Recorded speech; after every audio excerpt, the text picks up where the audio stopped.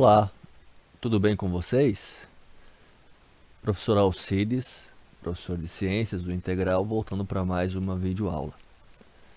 Na videoaula de hoje eu quero dar continuidade no conteúdo do capítulo que nós vimos trabalhando referente aos nutrientes e à alimentação.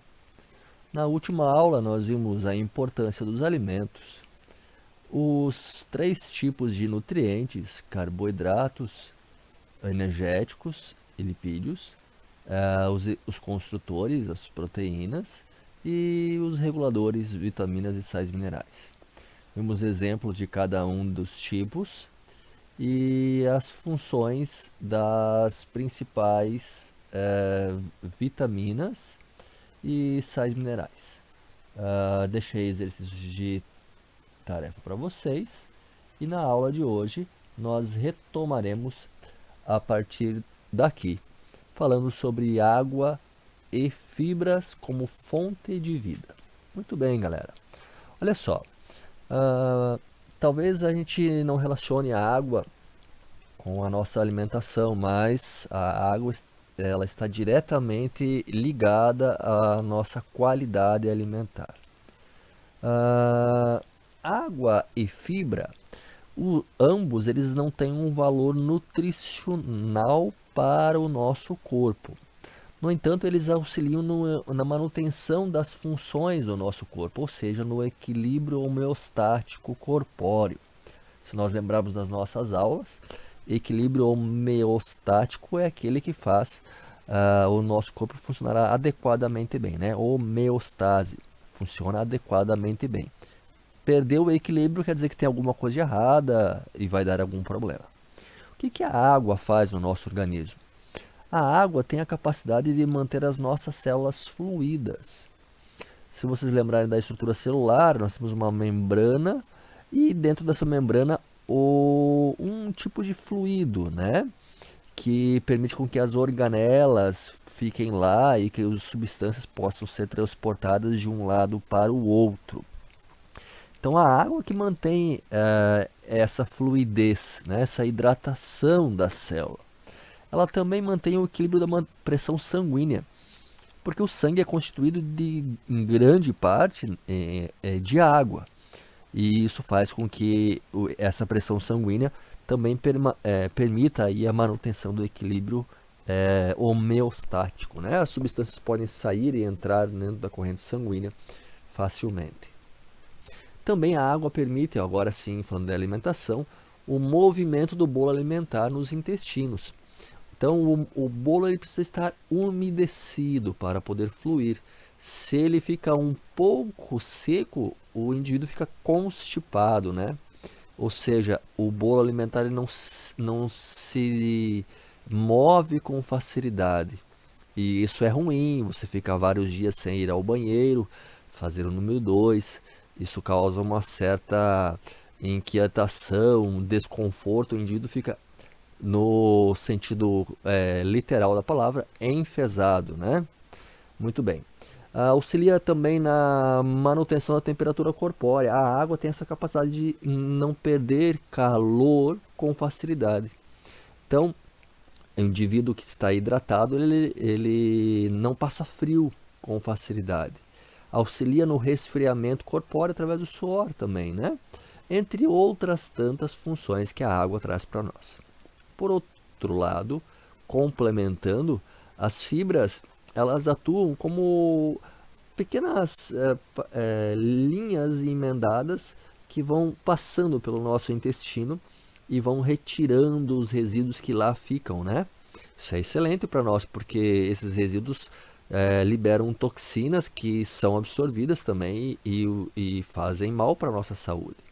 As fibras também impedem a absorção de gordura. Olha só que legal. A bile é um líquido produzido pelo fígado que é armazenado na vesícula biliar. Quando nós comemos, a bile é solta dentro do intestino. E essa bile, a função dela é emulsificar a gordura, como se fosse transformar a gordura em pedaços menores. E se você come fibras, a bile se liga às fibras e ela não emulsifica a gordura, não quebra a gordura em pedaços menores.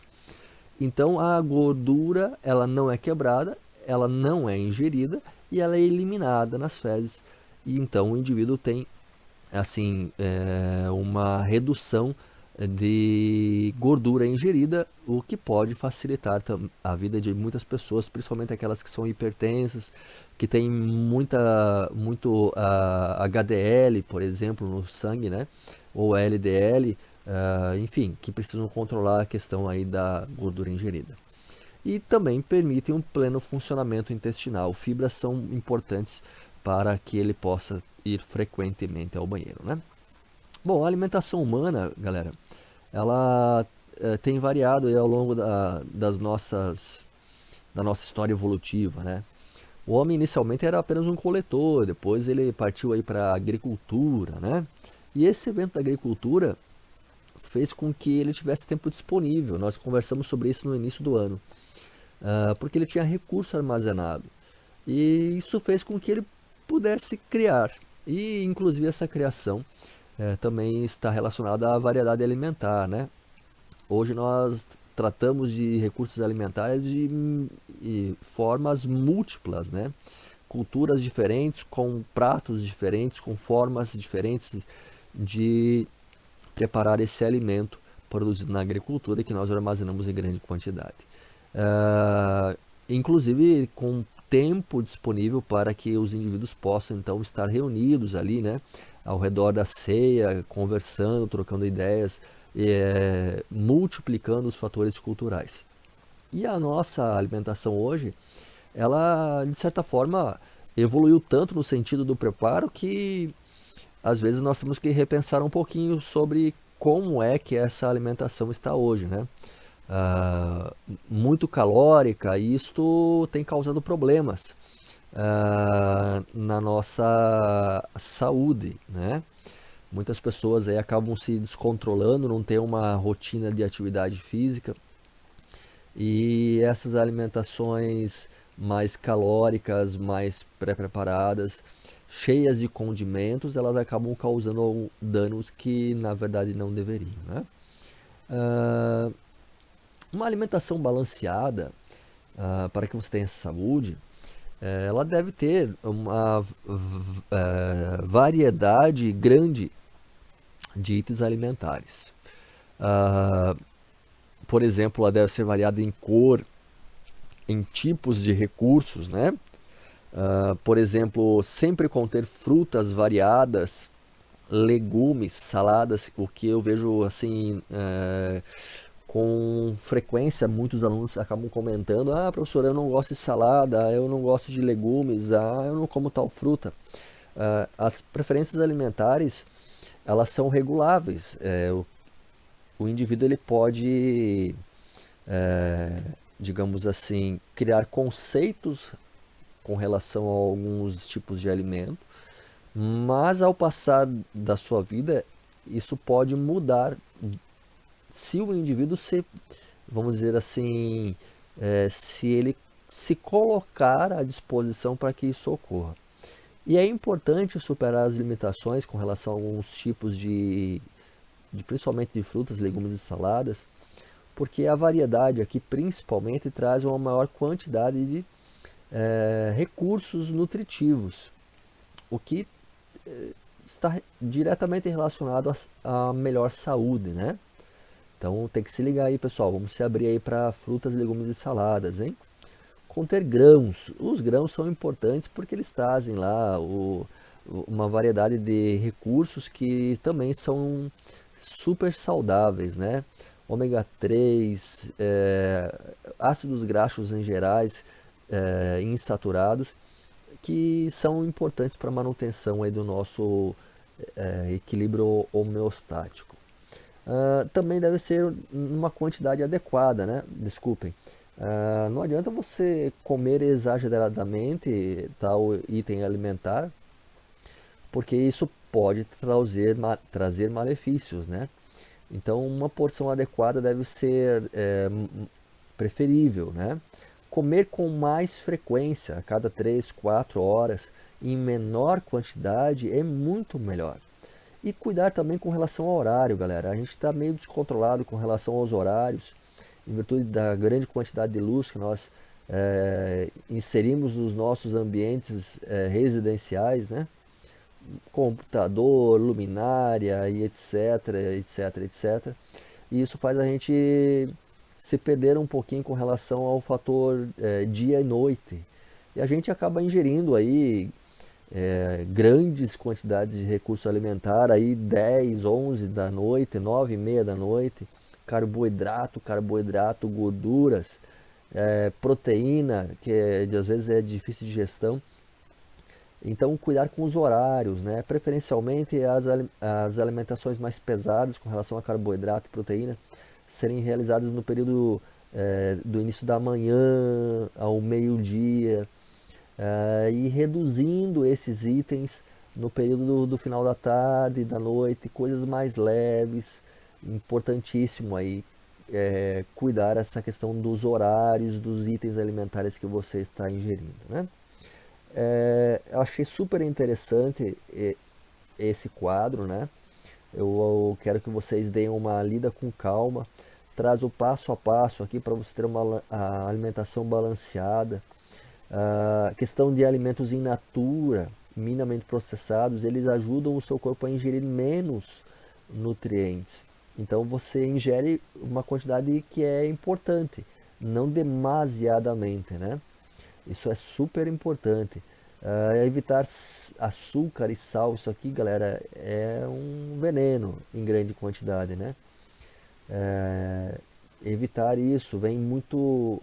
A professora não come muito sal, mas vai lá e bebe um monte daqueles sucos de caixinha que vem cheios de sódio, né? É a mesma coisa. Então isso tem efeitos colaterais também no organismo. Então tem que cuidar aí, tá? As guloseimas, né? Que são aqueles alimentos cheios de açúcar, super saborosos, industrializados. Isso são alimentos geralmente calóricos, tem que tomar cuidado, beber muita água, tá? Olha aqui, comer frutas, legumes. Eu achei super interessante. Se vocês olharem com calma para esse quadro aqui, vocês realmente terão mais saúde no dia a dia de vocês. Bom, uma porção adequada alimentar, galera, ela deve ter alguns itens. Quando vocês forem se alimentar, preferencialmente eles devem estar por aqui, ó. Esses itens dentro da sua dieta, da sua porção alimentar, que você vai ingerir a cada 3, 4 horas em pequena quantidade, né? Olha lá, deve ser feito o consumo de vegetais. Lembre, falei, mais variado possível. Frutas, da mesma forma, tá? O mais variado possível. Olha só as cores aqui. Cuidar com a quantidade de água, tá, galerinha? Beber a água com frequência. De manhã e ao meio-dia, sem problema nenhum, carboidratos, né? Cuidar aí período da tarde e à noite. À noite nós temos pouca atividade física. Quem não faz tanta atividade física, cuidar também com relação aos carboidratos e às gorduras, tá? E isto aqui é bom, mas em grande quantidade torna você um obeso. Proteínas, dar preferência aí por proteínas que sejam facilmente absorvíveis pelo seu corpo, né? Aqui é colocado as proteínas magras, as castanhas, leguminosas, peixes fornecem isso, né? Carne bovina, carne suína, sim, se você consumir em pequena quantidade em horários certos, não muito próximo da noite, sem problema nenhum você consumir. E os óleos saudáveis, né, que vem complementar a sua alimentação. Isso seria o ideal, né, gente? Tá? É difícil de seguir, mas seria o ideal aí. Os cuidados com os alimentos, né? Na hora que você vai comprar, você vai produzir, selecionar os seus alimentos, né? Eles devem ter uma aparência saudável, eles devem ser frescos de preferência. As carnes têm que ser vermelhas, não podem estar verdes ou azuis. Elas têm que estar com um aspecto um pouco mais úmido, né? Não muito seca, nem extremamente úmida. Os peixes, vão consumir peixes, ou os óleos têm que estar brilhosos. O tecido tem que estar firme, né? Não pode estar molengão. Latas lá no mercado não pode estar amassado, tá, gente? Senão libera toxinas no alimento. Cuidar com isso também. Questão de data de validade, principalmente aqui que é industrializado, cuidar. Peixes e carnes, cuidar com a questão do resfriamento, eles precisam estar resfriados também, beleza? Sempre vai consumir, limpar, lavar, né? Lata, chega do mercado, pia, lava bonitinho para armazenar legumes, saladas, frutas. Preferencialmente deixar de molho na água com um pouquinho de hipoclorito de sódio, né? Conhecida aqui boa, popularmente conhecida como uma marca, né? Hipoclorito de sódio. Pouquinho, lá uma colher de sopa para cada 20 litros da água. Deixa de molho lá 1 ou 2 horas. Dá para lavar, no caso da salada, das frutas e legumes, com um pouco de detergente também, enxágua bem, né? Para poder armazenar. É importantíssimo, tá? Beleza? Ah, bom, e se vocês puderem escolher entre os alimentos que vocês vão ingerir, vocês podem escolher entre duas formas de produção de alimentos, né? Se você fizer a produção, é excelente, melhor ainda. Mas se você não pode produzir e pode comprar diretamente de quem produz, você pode inclusive comprar de quem não produz, mas industrializa. Você pode adquirir o seu alimento de duas fontes, uma fonte convencional e uma fonte orgânica, né? Bom, difícil fugir aí da fonte convencional, viu? Essa fonte convencional, ela produz alimentos em grande quantidade, né? E ele se torna mais barato em virtude da forma de produção. Olha só, aqui é uma unidade de produção de laticínios, de leite, né? As vacas todas confinadas recebem alimentação aqui, elas produzem muito mais leite por não se moverem muito. E de certa forma, e por estarem então confinadas, as vacas elas precisam receber uma alimentação que é produzida previamente e que facilita o controle alimentar, ela ganha a quantidade exata, não existe perda ou falta, né? E todos esses cuidados facilitam a vida do produtor e reduz custo de certa forma. Então, esse tipo de produção leva a um produto que é disponibilizado em menor preço, né? Assim como os grãos produzidos na agricultura convencional, com o uso de defensivos, né, a campo, que é produzido em grande quantidade e também reduz o custo, né? É por isso esses alimentos eles são disponibilizados em menor custo para o produtor, para o consumidor, perdão. E às vezes ele realmente é preferível, né? A agricultura orgânica, a proposta da agricultura orgânica é, na verdade, disponibilizar aí alguns recursos alimentares mais saudáveis, né? Que não tenham resíduos de defensivos agrícolas, que sejam mais próximos do natural, só que são recursos geralmente mais caros, porque demandam mais trabalho, né? Mais cuidado pelo ser humano. Então, também não é um recurso fácil de ser encontrado. Para se produzir de forma orgânica, tem todo um critério de identificação, de certificação, né? Isso também demanda custo, que eleva também um pouco mais aí os preços. E, claro, muito mais saudável, né?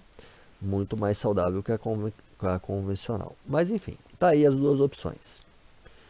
Bom, galera, tem dietas que são diferenciadas, que são opções que as pessoas fazem, né? Então aqui nós temos 4 tipos. Olha só, nós temos os vegetarianos. Olha só, eles não consomem carne, eles não consomem ovos, eles não consomem laticínios e não comem nada de origem animal.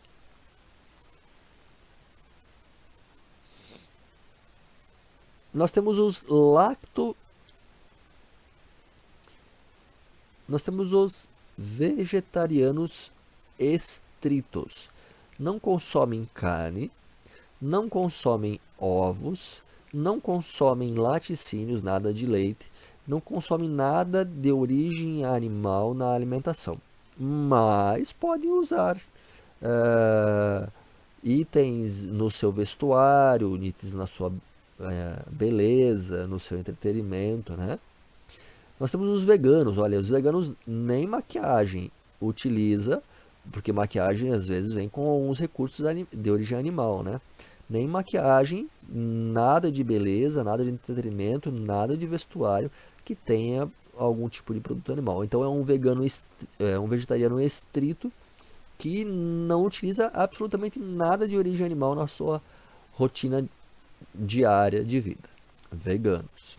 Os lacto-vegetarianos apenas não consomem carne e não consomem ovos, mas consomem laticínios e alguns outros itens aí de origem animal, como por exemplo gelatina, que vem com um pouco de produto de origem animal, né? Enfim, usa algumas coisas relacionadas a que tenham, na verdade, itens de origem animal. E os ovo-lacto-vegetarianos que apenas não consomem carne, só. O restante consomem tudo, beleza? Outras dietas, gente, olha só. Existem outras dietas que são, na verdade, intolerâncias, né? O intolerante à lactose, ele não produz a lactase, que é a enzima que quebra a lactose. O que é a lactose? É o açúcar que está no leite, tá? Então, não é quebrado. Então, ele não pode comer nada que tenha lactose.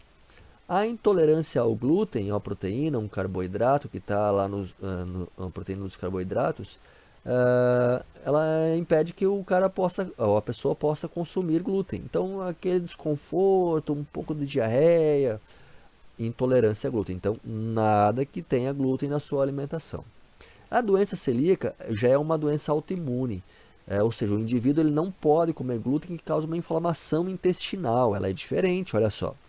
Isso aqui é apenas uma intolerância, ele não fica bem, tal, tem uma diarreia talvez, mas a doença celíaca leva a uma resposta muito forte, né? Um processo inflamatório, o indivíduo fica realmente de cama, né? Se ele comer alguma coisa que tenha glúten, tá? Então aí nós temos doença celíaca e intolerância a glúten, ambos relacionados ao glúten, né?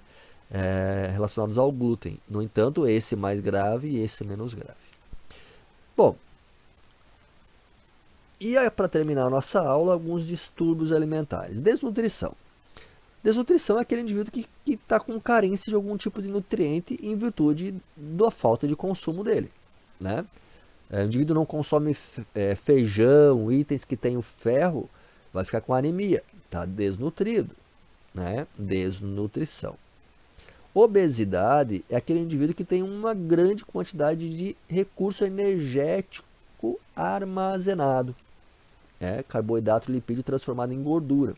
Isso pode ser genético, isso pode ser relacionado ao mau funcionamento da tireoide, nós já vimos isso em outras aulas, mas ambos são obesidade. Existem obesos que são desnutridos, viu galera? Então olha só, muito recurso energético, carboidrato ou lipídio transformado em gordura no corpo e o cara tem anemia. Então não é que é obeso que é saudável, não é isso. Geralmente é o contrário. E não é porque é obeso que é doente. Tem muitas pessoas que são levemente obesas que têm uma vida normal, tá? Então depende muito da situação. E aqui dois fatores de distúrbios alimentares que são fáceis de confundir, né? Anorexia e bulimia. A anorexia, galera, é uma preocupação exagerada com a sua aparência e sua alimentação. Então o indivíduo fica toda hora preocupado, não posso comer isso porque eu vou engordar, porque... Então isso leva a aquela criação de uma aparência sempre de estar gordo, né? Mesmo que está extremamente magro, o indivíduo se enxerga obeso. E essa preocupação exagerada pode levar, então, a um controle exagerado na alimentação. O cidadão, então, entra num distúrbio psíquico mesmo, né? O que nós chamamos de anorexia. Outro distúrbio é a bulimia. A bulimia, no caso, ela já é um quadro um pouco diferente. É um indivíduo que ingere uma grande quantidade de alimentos assim excessivamente de uma vez só, e logo na sequência ele provoca o vômito desses recursos alimentares. Então ele sacia o seu sistema nervoso, ele ingere aquilo, libera o hormônio, aquele da saciedade, né? Ingerir, que alegria, comi. E aí entra numa situação em que ele vai ao banheiro e provoca o vômito, e então ele não tem a ingestão desse recurso que seria digerido. Mas ele saciou o seu encéfalo, né? A sua vontade. Então essa bulimia, que é a ingestão exagerada seguida de vômito provocado, ela pode também estar dentro de uma pessoa que tem anorexia. Então, olha só, as duas coisas podem estar juntas, né? Então, eu já tive uma aluna uma vez que era bulêmica. É um problema sério, a pessoa acaba tendo queimaduras no esôfago, acaba se tornando uma pessoa preocupada porque ela se sente diferente dentro do ambiente social que ela está ali, porque isso não é normal, as outras pessoas não fazem. Isso se torna realmente um vício, tá, gente? Então tem que cuidar aí com relação a essas coisas, né? Para terminar, deixo aqui os exercícios, os restantes do capítulo: 5 da 142, o 6 da 144, o 7 da 145, a questão invertida, e os exercícios de 1 a 12 das atividades. Pessoal, ficou um pouco grande a aula, mas é isso aí, nós temos que dar continuidade. Deixo um grande abraço para vocês, façam esses exercícios e postem lá, para que a gente possa fazer o controle das suas atividades. Grande abraço mais uma vez e nos vemos na próxima videoaula.